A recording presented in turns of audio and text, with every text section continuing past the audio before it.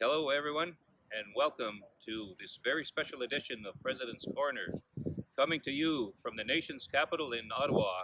The General Council had sent a delegation here to Ottawa to come out and create the awareness of the Metis settlements. As you know, there's a lot of people that still don't know too much about the Metis settlements of Alberta, and we have the MOU that we signed off on December 14th with Canada, and we're now working on a framework agreement that we submitted to Minister Bennett in March of this year. The framework agreement is going through the federal review process, and it's taking a long time. So the intent of this trip to Ottawa was to, as I said, to create the awareness of the Métis settlements and seek some support in helping to get that framework agreement through. So we've had a number of meetings all week. We come up with the board, the chairman from each of the 8 settlements, along with Sherry Cunningham, the elected treasurer, and myself, Dan St. Pierre, our communications guy, and Blake Desjardins, our director of public affairs. So we've had a number of meetings all week long, very productive meetings.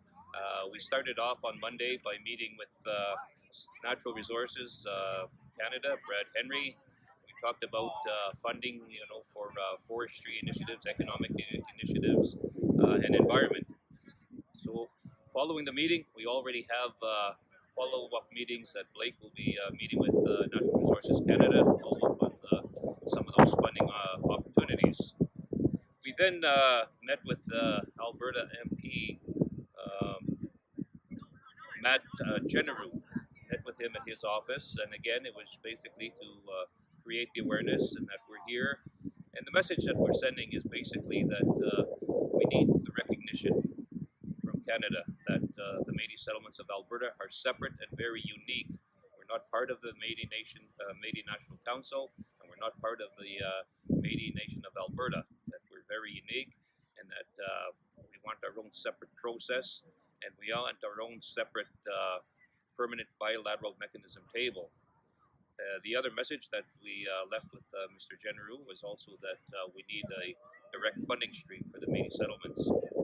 So we have created that awareness with him. He knows a little bit more about us now, which he was very supportive, and will do what he can to assist us through. We then spent the afternoon sitting in the House of Commons. We toured the building, and we sat in on question period, which was also very good to see how Canada and government works, in their debates.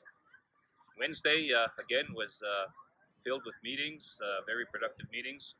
We had a meeting with the Senate Committee on Indigenous People, and that was a very productive meeting. Again, they knew very little about the Métis settlements of Alberta, and this was a follow-up meeting that we had from the trip that Blake Desjardins and I took to New York, where we met with the chair of the Senate Committee and also one of the senators, Mary McCollum. And we discussed having a follow-up meeting at that time, and so we had a great productive meeting with them. And again, they are very supportive, and they will help us, with our initiatives and seeing what they can do to help us push these things forward. Later on that afternoon, we had a conference call with Stats Canada, talking about different ways and how we can collect better data on our Métis settlements. As you know, the present system that we have right now doesn't really work. When they use our postal codes, we're missing out on a lot of people.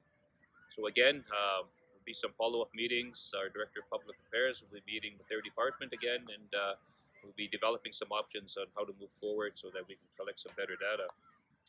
Today, again, we got up this morning and started doing some pre-planning. We had a meeting with Alberta MP Arnold Pearson. He's from the Barhead area. We have 3 settlements, Gift Lake, Peavine, and East Prairie, that are in his riding. But again, we walked through the list of concerns and issues that we have, and again, talking about those 3 key initiatives that we want to leave behind. And again, it was a very productive meeting, and Mr. Pearson is a little more aware of what our concerns are at the Métis Settlements General Council. But again, he will do whatever he can to help us with some of those initiatives. The final meeting that we had was with the Minister Jane Philpott. Jane Philpott was with INAC, and she's with the Programs and Services area. Again, the key messages that we had home with her was basically, again, that the Métis settlements are very unique.